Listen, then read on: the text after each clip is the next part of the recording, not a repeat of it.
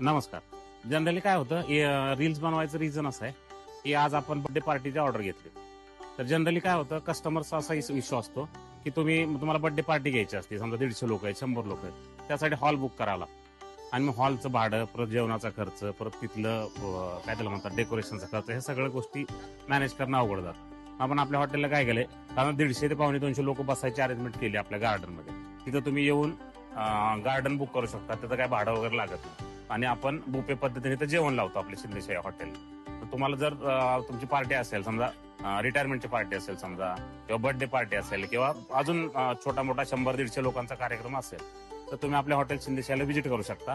आणि तुम्ही बघू शकता आपण कशा प्रकारे आपण कस्टमर्सला सर्व्हिस देतो, कशा प्रकारे आपण जेवण देतो, तुम्हाला यामध्ये दिसेलच. तरी तुम्हाला जर मग या कुठल्याही प्रकारचा जर कार्यक्रम असेल, तुम्ही हॉटेल शिंदेशाहीला व्हिजिट करू शकता. नमस्कार.